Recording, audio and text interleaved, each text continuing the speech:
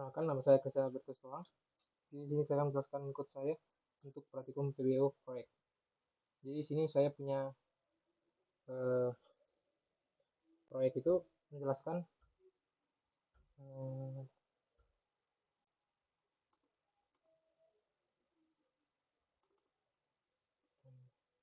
jadi proyek akhir untuk mata kuliah pemrograman PBO tujuannya untuk menguji kemampuan mahasiswa dalam mengaplikasikan berbagai topik PBO yang telah dipelajari selama sesi teori dan praktikum.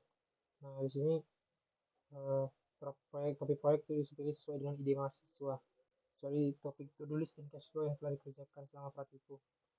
Jadi untuk praktikum punya saya itu mengenai data entitinya itu mengenai dataset analisis. Jadi intinya itu begini, dataset analisis itu dia akan si user akan mengirim uh, data dalam bentuk raw text. Nah, di mana raw text ini akan diolah oleh aplikasi Spring Boot gitu. Nah, arsitekturnya sama seperti yang dikerjakan kemarin, yang di to-do list dan cash flow. Saya pakainya begitu juga formatnya. Saya juga pakai Bootstrap dan juga TimeLeaf. Dengan TimeLeaf yang TimeLeaf page layoutnya itu yang bersifat include style layouts. Nah, jadi di sini kita buat untuk setiap div-nya itu ada semacam standar layout sistemnya, bukan yang hierarchical. Nah, jadi di sini nah, untuk fiturnya itu ada fitur tambah data, ubah data gambar, fitur hapus data, tampilan daftar data, tampilan detail data, dan tampilan chart data. Terus yang diuji juga UI aplikasi dan harus memiliki video representasi. Penilaian bonusnya melakukan deploy. Nah, jadi entitasnya yang disimpan dalam database sudah ada untuk user dan autentikasi token.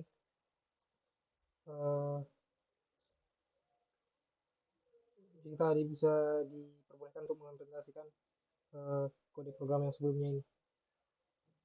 Jadi entitas yang saya pilih ini harus memiliki 8 atribut, di mana 4 diantaranya harus menggunakan atribut UID, user UID, create add, dan update add. Nah, begitu. Jadi sini saya akan buat dataset analisis gitu. Nah, untuk kodenya seperti ini. Ini untuk entitasnya. Jadi data mentahnya yang dimaksud itu sebenarnya sebuah string. Nah, itu kayak gini. String 10, 20, 30, 40. Nah, ini kita pakai kolom definisinya itu text. Terus tabel-tabel yang lain juga untuk query-nya. Begitu. Ini konstruktor dari dataset analisis. Ada user ID, title, dan raw datanya. Lalu ada getter dan setternya. Sebenarnya aplikasinya belum jalan, jadi saya akan kembangkan, mungkin masih bisa nanti dikerjakan lagi nanti. Nah, untuk Jacopo-nya nanti akan saya buat lagi. Nah, jadi untuk dataset analysis ini juga punya controller dan juga class controllernya. Untuk ini untuk dataset formnya, DTO-nya. Mungkin yang pertama kali itu repository. Jadi repository-nya itu kayak gini. Ini adalah query untuk si datanya. Select D from data analysis D, where lower D title like lower concat. Nah, terus ini kenapa dia harus private gitu untuk modifiernya, karena kita butuh code-nya itu nggak diakses di luar dari kelas ini, kode ini nanti yang setelah di generate. Terus kita masih pakai constructor ini untuk masukan dari URL dari si yang akan dijalankan nanti biar lebih mudah aja sekalian, terus pakai secret key gini untuk autentikasinya.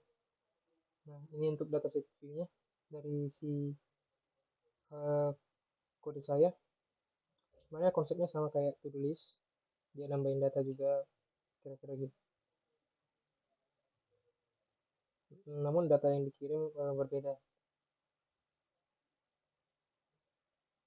Ini untuk service-nya, ini helper metode-nya. Ini untuk jadi dataset tadi kita periksa dulu apakah dia itu empty atau enggak. Terus kita return berdasarkan hasilnya, value-nya. Gitu. Karena kan datasetnya nanti kan diambil jadi list of double ya kan. Jadi kita ambil.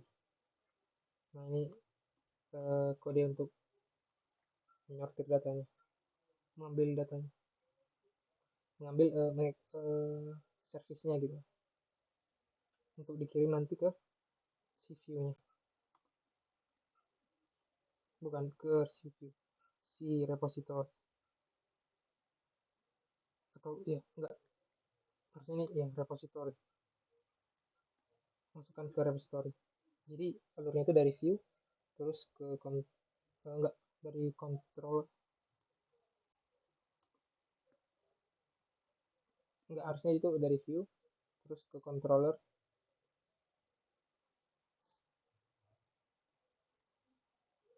ke controller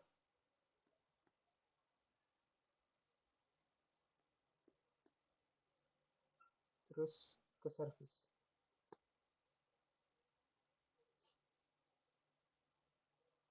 Dengan service iya, kira-kira gitu,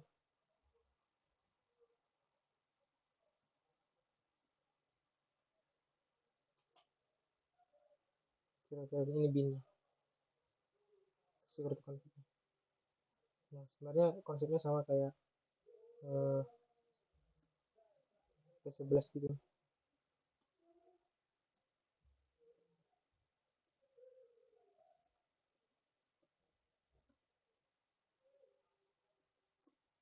Hmm,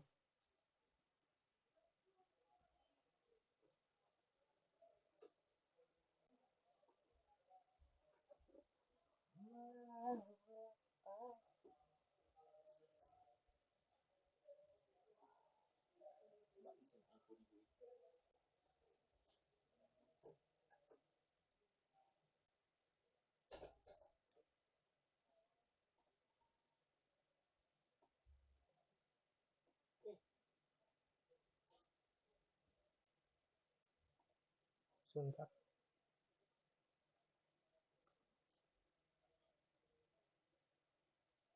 Nah, harusnya kayak gini juga masuknya. Nah, dijalannya di PG admin gitu, data yang dimaksud. Kita lihat di PG admin, kita pakai ya, ini seperti gitu.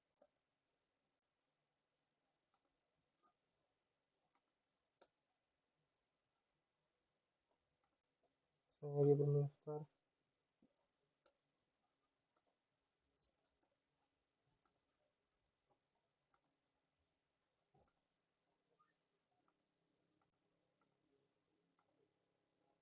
Nah, kira-kira gitu. Fitur tambahnya harusnya juga mirip.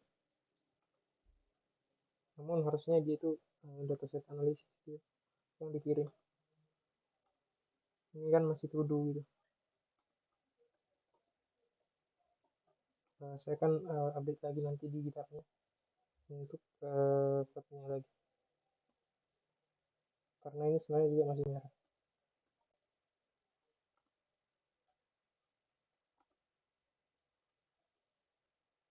Ini udah jalan. Masih harusnya masih